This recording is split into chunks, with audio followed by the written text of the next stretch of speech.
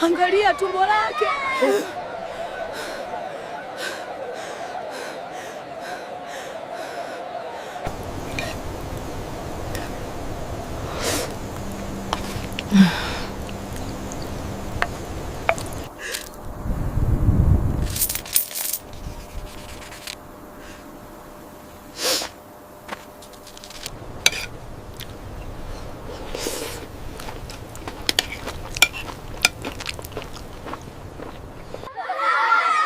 Look at him. He's huge. What's inside there? Eat, my son.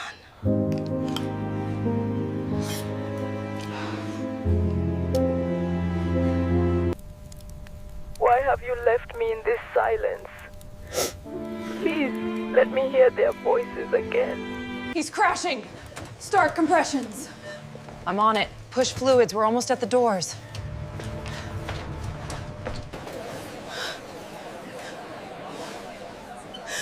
Please save him.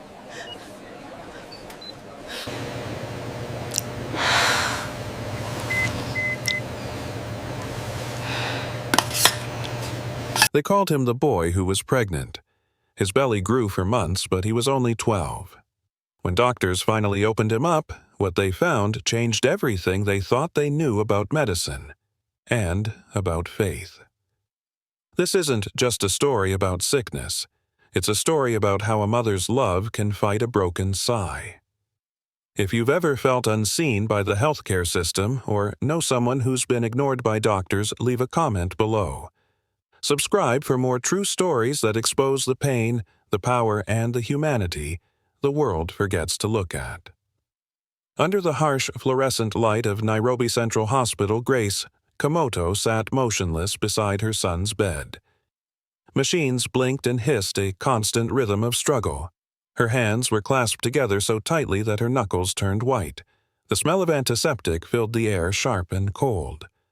Across from her, a doctor moved quickly, shouting orders in a language of urgency Grace could not follow. All she could see was David's chest rising and falling slower, weaker, then still. For a moment, the room seemed to stop breathing with him. They said my son was pregnant. Grace whispered, her voice trembling in the silence. But it wasn't a child inside him. It was what we didn't know, what we didn't test, what we didn't treat. The flat tone of the monitor pierced the air.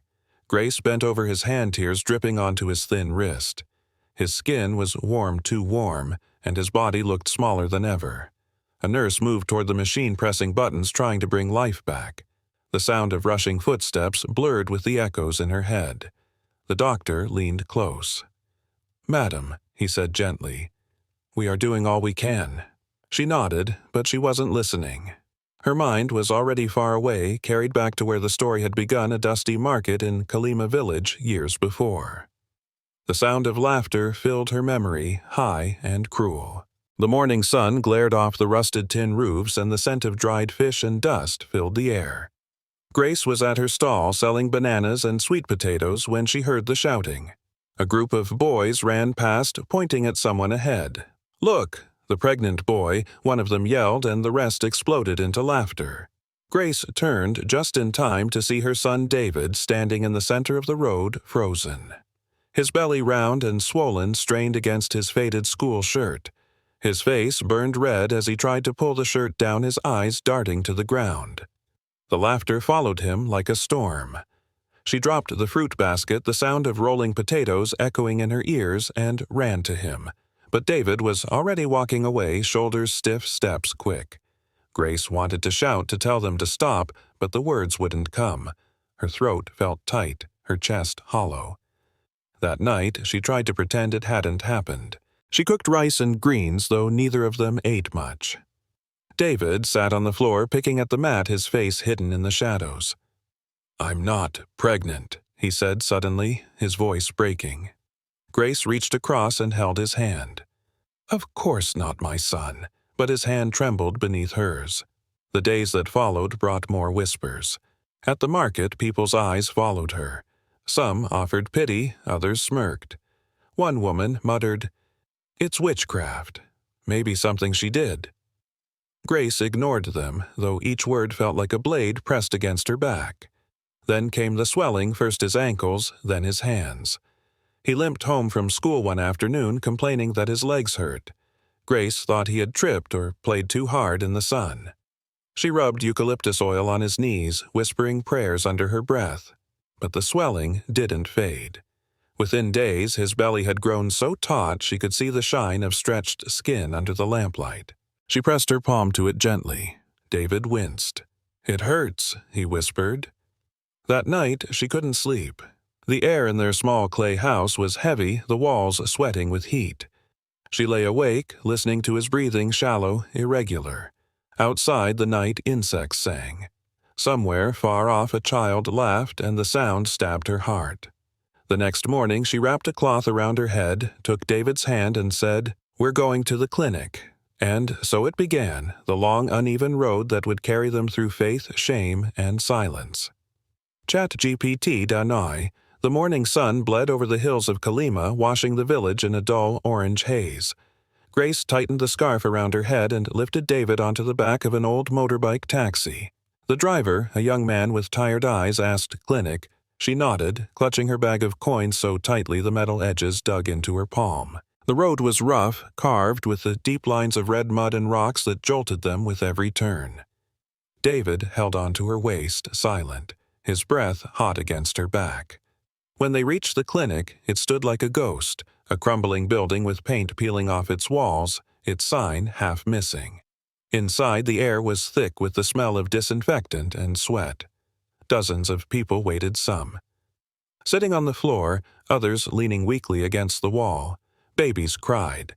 A man coughed into a rag darkened with blood. The ceiling fan creaked overhead but did little to move the heavy air. Grace led David to the front desk. The nurse behind it looked up with weary eyes. "What's wrong?" she asked. "My son," Grace said. "His belly. It keeps growing." The nurse sighed, scribbling on a pad. "Have you been here before?" "No." "This is the first time." "Malaria." Grace hesitated. "No fever." The nurse glanced up. "Then it's not malaria. Maybe worms. Everyone here has worms." Before Grace could answer, a voice from the hallway called, "Next!" The nurse pointed toward the door. "Go inside. Dr. Tembo will see you. Inside." Dr. Luka Tembo sat behind a small wooden desk. His sleeves rolled up a stethoscope draped over his shoulders. His face was kind but tired. He gestured for David to sit. Grace explained in a rush the swelling, the pain, the strange looks from the neighbors. Tembo listened quietly, then lifted David's shirt. He pressed lightly against the boy's stomach. The surface was tight as a drum. David flinched. Tembo frowned. "It's not worms," he said softly, "and it's not a curse." He looked at Grace. "It's fluid building up in his abdomen. The liver isn't working properly." Grace blinked. "The liver? It's an organ here," he said, touching his side. "When it's sick, it leaks fluid. We call it ascites." He leaned back, wiping his brow. "We need blood tests, maybe an ultrasound. But," he hesitated, glancing toward the hallway, "we don't have those here." Grace's voice trembled. "Where can we go, Nairobi?" he replied. "Central Hospital. They can check him properly." She stared down at the floor. The cost of the journey, the days off work, the food, she wouldn't sell it all, flashed before her eyes. "How much? $50 US, he said gently. "Maybe more?" Her lips parted, but no sound came out. The world around her seemed to tilt. Tembo noticed her silence.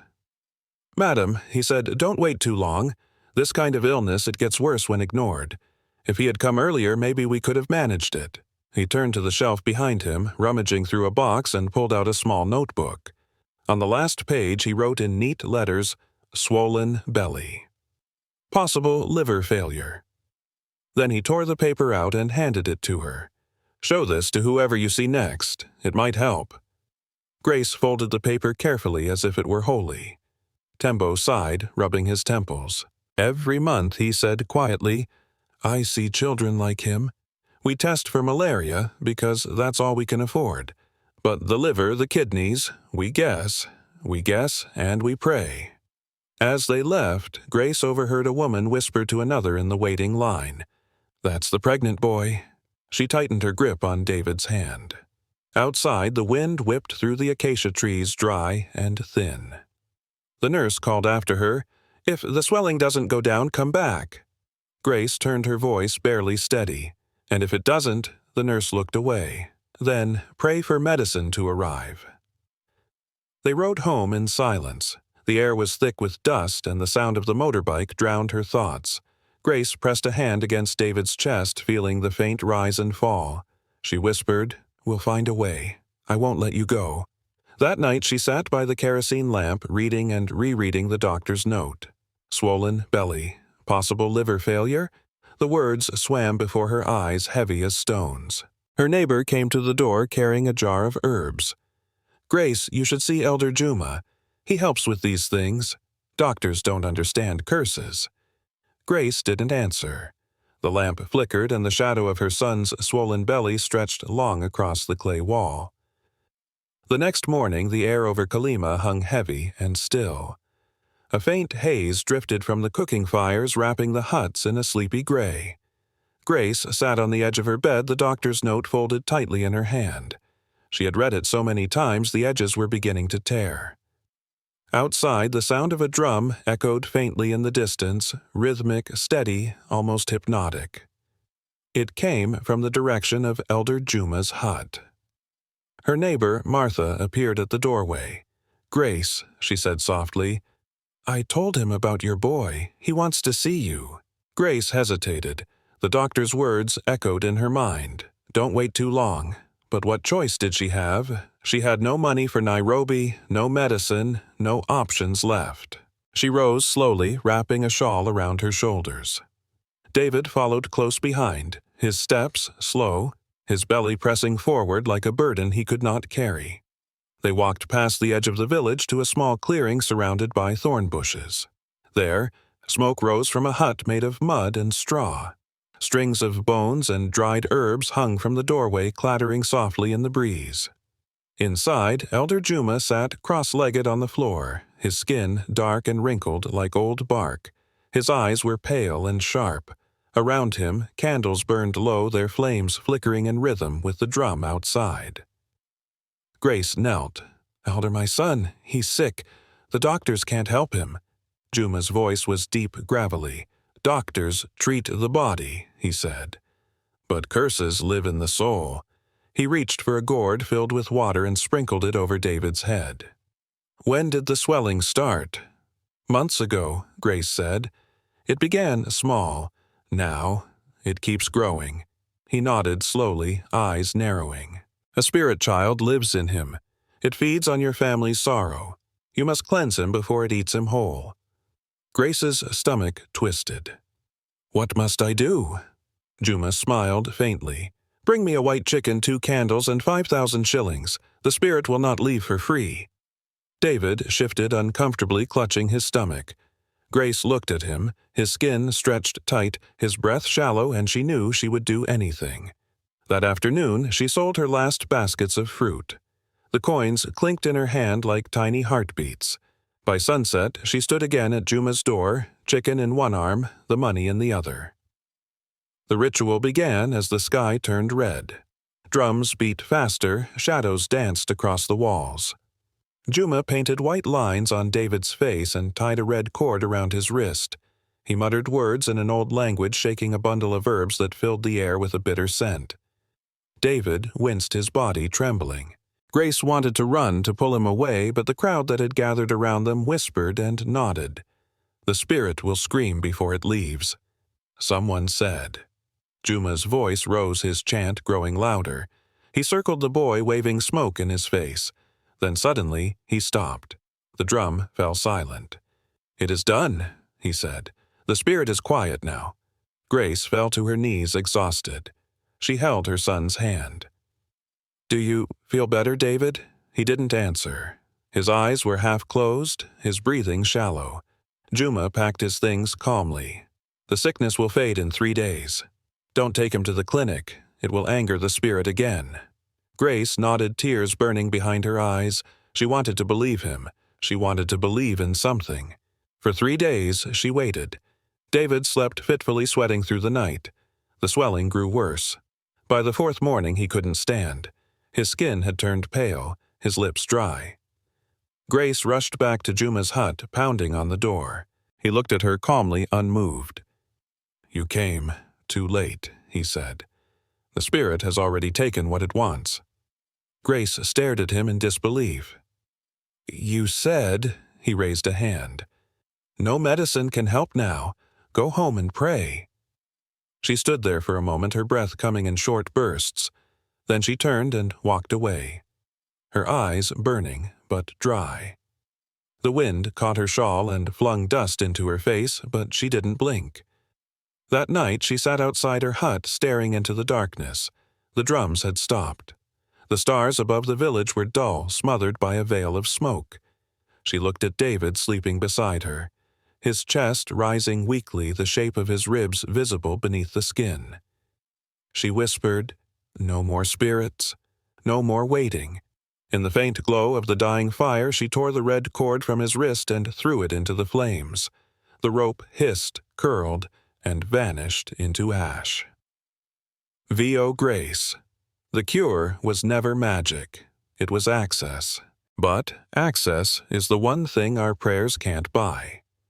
The wind off the plains carried the smell of dust and diesel as Grace stood at the edge of Kalima Village, clutching her son's hand. The doctor's note, creased and fading, was tucked inside her dress. Behind her the fields shimmered under the sun, brittle and dry. Ahead lay a single red road that stretched for miles, disappearing into heat and distance. She had borrowed money from a cousin and packed 2 pieces of bread, a bottle of water, and hope that felt thinner than paper. A rumbling engine approached an old cargo truck headed toward Nairobi. The driver leaned out, a cigarette hanging from his lips. "You going far, Mama?" he asked. "Hospital," she said. He looked at David's swollen belly, his face softening. "Climb in. I'll take you as far as the city gate." The truck groaned as it moved, bouncing over potholes, stirring clouds of dust that clung to their skin. Grace held David close as the horizon swallowed the road ahead. He leaned against her shoulder, half asleep, his breath shallow. "Mama," he whispered, "will they make me better there?" "Yes," she said, though her voice wavered. "They will make you better." Hours turned into a blur of motion and sun. At roadside stops, Grace saw people selling roasted corn and warm bottles of water. She wanted to buy some for David, but the coins in her pocket were all she had left for medicine. By dusk, the truck rumbled into the outskirts of Nairobi, the city lights flickering like a promise she could almost touch. The hospital loomed ahead, massive and gray, surrounded by a sea of people. Mothers with babies, men on stretchers, children wrapped in blankets, all waiting for help. Grace lifted David from the truck, his body limp in her arms, and joined the crowd. Inside, the air was thick with the smell of sweat and bleach. A nurse behind the counter barely looked up. "Take a number," she said, pointing at a box filled with slips of paper. "He can't breathe," Grace pleaded. "Sit and wait," the nurse replied, her voice flat. "Everyone here can't breathe." Hours passed. The fluorescent lights hummed overhead. Grace rocked David in her lap, whispering prayers under her breath. His skin was slick with fever, his belly tight and shiny. When his breathing turned shallow, she stood and shouted, "Please, somebody help him." A young doctor, Dr. Luka Tembo, appeared. His white coat unbuttoned, his eyes tired but kind. "Bring him," he said, motioning her into a side room. Grace laid David on the bed as Luka pressed gently on his stomach. "Fluid," he murmured. "Too much. We have to drain it or he'll suffocate." He turned to a nurse. "Prepare the kit." Grace stood frozen as Luka inserted a thin tube into David's side. A clear liquid began to fill the container at his feet. The room was silent except for the slow, dripping sound, plunk, plunk, plunk, each drop marking a small return to life. After several minutes, David's chest rose more evenly. He opened his eyes, blinking at the ceiling. "I can breathe again," he whispered. Grace pressed a trembling hand to his face. "Thank God." Luka nodded. "He'll feel lighter for now, but this isn't the cure. His liver is badly damaged. He'll need medication and tests we can't do here." Grace's heart sank. "Can you fix him?" Not here, Luka said quietly. Maybe in a private clinic, but that costs money.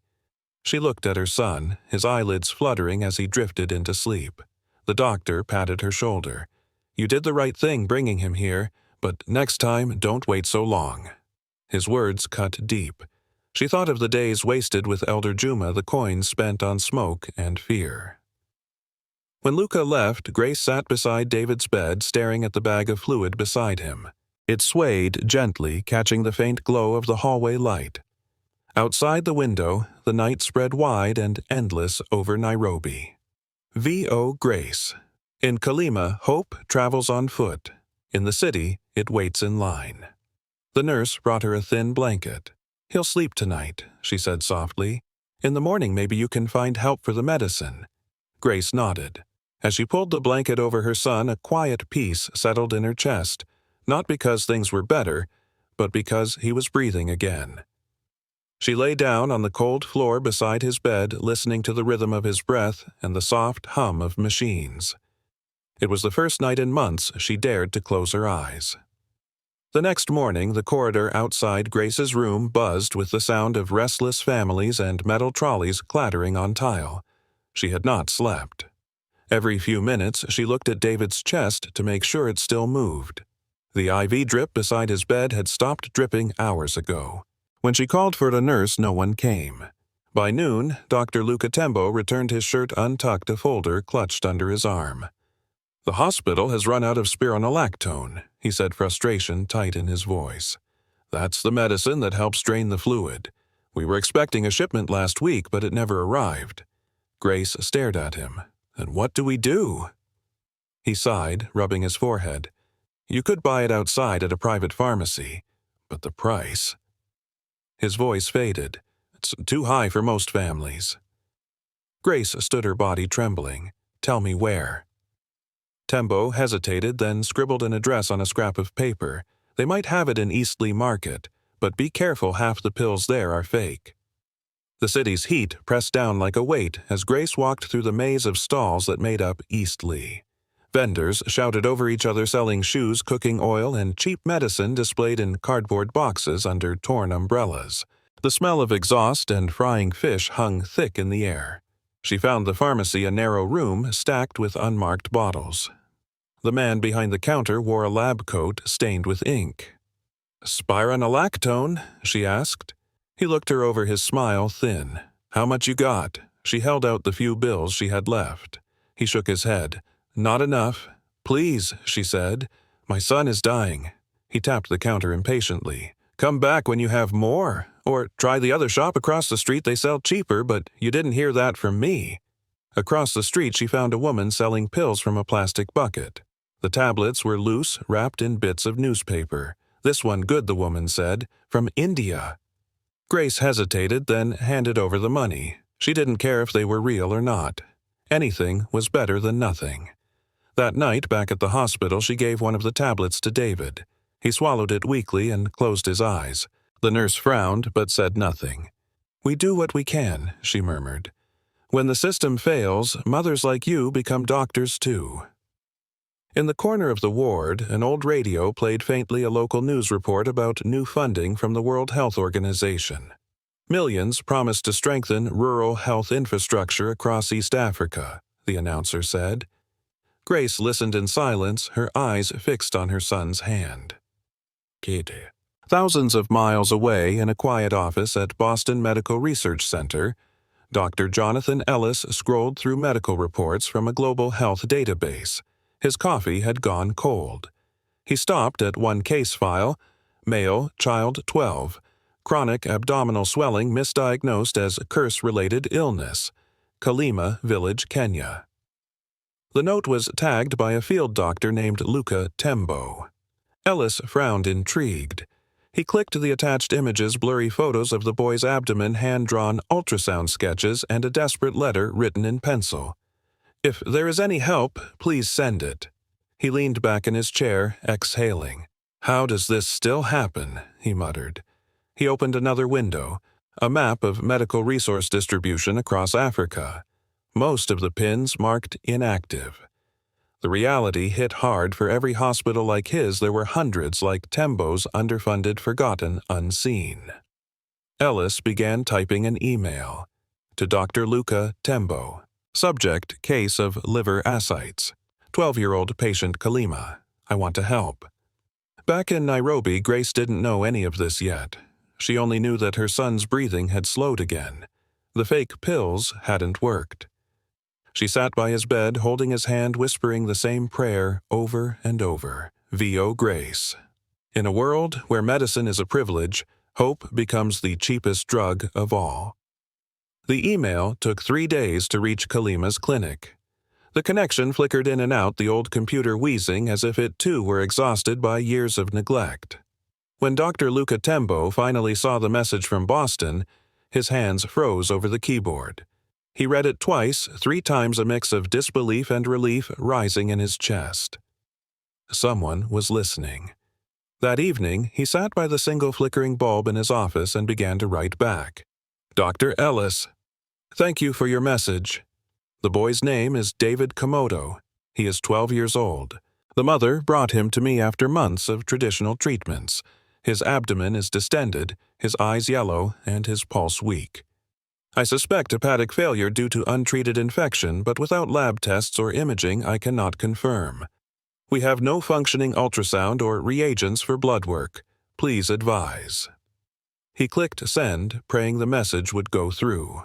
Thousands of miles away, Dr. Jonathan Ellis read it under the cold glow of his office monitor. The images attached to Tembo's message made his throat tighten. A child whose ribs jutted like thin branches, a belly so swollen it seemed unnatural. He forwarded the report to a contact at Doctors Without Borders and wrote a note in the margin. Urgent case possible. Liver failure. Needs support for immediate intervention. Then, for a moment, he just sat there listening to the hum of his computer, thinking about the contrast between the sterile perfection of his Boston lab and the dirt floor of Tembo's clinic. Back in Nairobi, Grace was losing hope. David hadn't spoken in 2 days. His breath came in shallow bursts, his skin cold to the touch. The nurses avoided her eyes now. They had seen this before. When Dr. Tembo arrived at the hospital, he looked different, a spark of purpose under the exhaustion. Grace, he said gently, someone in America has read about your son. A doctor. He wants to help. Grace stared at him, not sure she had heard right. America, yes. He's trying to get medication and funding for a transfer, but it may take time. Her heart pounded. How long? Tembo hesitated. A week, maybe 2. A week, she said, her voice breaking. He doesn't have a week. Tembo looked at her helplessly. I know, but I promise you I won't stop trying. Hey. That night, Grace stayed awake beside David's bed. Outside, rain lashed the hospital windows, thunder rolling over the city like a warning. She whispered stories to him about their village, the guava tree behind their old house, the sound of morning drums. His eyes flickered open for a moment. Mama, he whispered, his voice faint. When I'm better. Can we go home? Her throat tightened. Yes, she said softly. We'll go home, Tashari. In Boston, Ellis was on the phone with a logistics coordinator from Global Health Reach. We can get antivirals to Nairobi by Thursday, the man said, but customs is the problem. Packages sit for weeks. Then send it through diplomatic mail, Ellis snapped. I'll cover the cost. There was a pause. You know you can't save everyone, right? Ellis's jaw clenched. No, he said, but I can save this one. He hung up and sat back staring at a photo on his desk, his own son, long gone from leukemia, smiling in a baseball cap. His eyes softened. Hold on, kid, he whispered. Hold on. Luka Tembo. 3 days later, a small package arrived at Nairobi Central Hospital wrapped in brown paper and stamped with the logo of the U.S. consulate.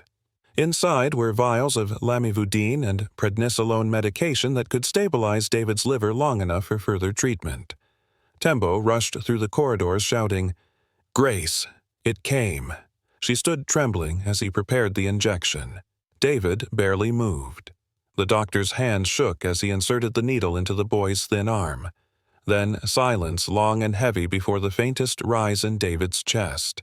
His eyes fluttered open. "Mama," he whispered, his voice almost gone. Grace pressed his hand to her cheek, tears spilling freely now. "I'm here, my son. I'm right here," Tembo exhaled, the tension in his shoulders finally breaking. He turned away, blinking hard. God. Later that evening, as the rain cleared, Tembo wrote one final message to Ellis. "The medicine arrived. He's breathing. You saved his life." Across the ocean, Ellis read those words and smiled the kind of smile that carried both triumph and sorrow. Gig. VO Grace. They say angels don't live among us. But maybe they do in the quiet hands that send a box across the sea and the hearts of strangers who care enough to reach for someone they'll never meet. Maybe faith isn't waiting for a miracle. Maybe it's being brave enough to believe one is already on the way. The sky over Nairobi was clear. The morning David sat up in bed for the first time in months. Sunlight spilled through the open window, warming his face, and for a fleeting second, Grace could almost pretend everything was normal, that her son had just woken from a long sleep, that there had been no pain, no hospitals, no nights spent whispering prayers into the dark. Dr. Tembo entered the room smiling for the first time in weeks. "You're looking stronger," he said. David managed a weak grin.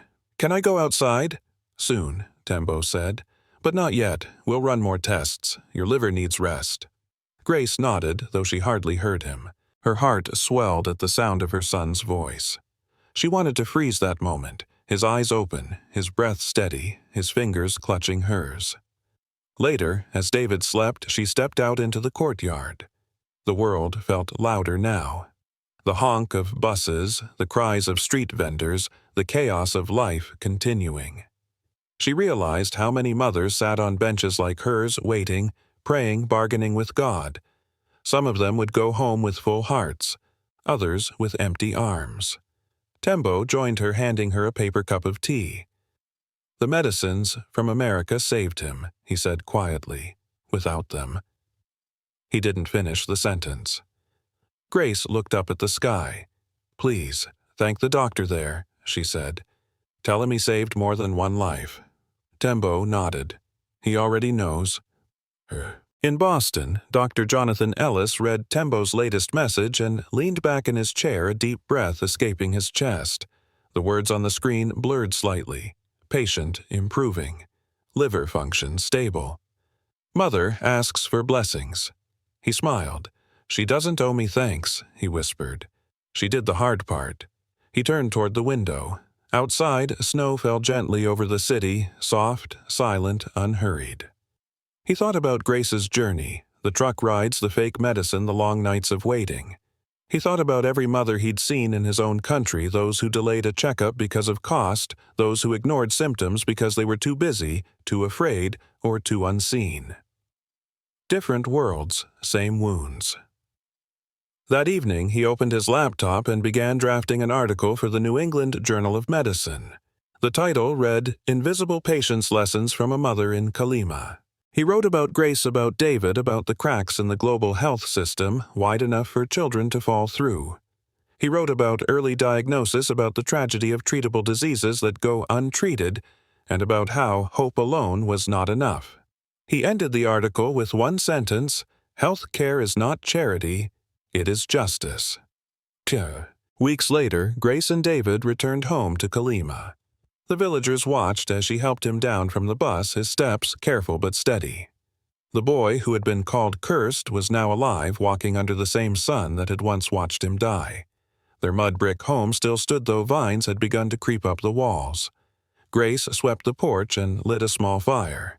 When night fell, they sat outside together, the sound of crickets rising from the grass. Mama David said softly, "Do you think God forgot us for a while?" Grace smiled, brushing his hair back from his forehead. "No," she said. "Maybe he was just waiting for someone to listen." Months passed, and word of David's survival spread beyond Kalima. Journalists visited, students wrote essays. A local clinic hung a small photo of Grace and her son with the words, "Early tests save lives." Grace began speaking at village gatherings, her voice steady and warm. She told mothers to trust their instincts, to go for checkups, to never let fear or poverty silence them. "Don't wait for pain to become prophecy," she said. "Don't wait for a miracle that might come too late." Sometimes, when she looked at the hills beyond her home, she thought of the doctors who had helped her, Tembo Ellis, and all the others whose names she would never know. She wished she could tell them that David now ran through the fields again laughing, that the house no longer felt haunted by despair, that hope, once thin as thread, had become something solid enough to hold. Dag. VO. Grace Final Narration. They called him the boy who was cursed. But he was never cursed, only forgotten. And that's what happens to too many of us, not just in Africa, but everywhere. We mistake neglect for fate. We call delay destiny. But the truth is simple. No one should suffer in silence because help costs too much or comes too late. If my story teaches anything, it's this: pain is a signal, not a sentence. And if you feel it, listen. Go to the doctor. Ask for answers. Don't wait until the world notices, because you matter even when no one is watching. The camera would fade on Grace standing outside her home at dusk, her shawl fluttering in the wind, David playing in the distance. The sun dips below the horizon, casting long shadows across the red earth. The kind of light that looks like both an ending and a beginning, a closing. This story isn't about miracles. It's about people. The ones who heal, the ones who endure, and the ones who dare to believe that being seen can still change everything.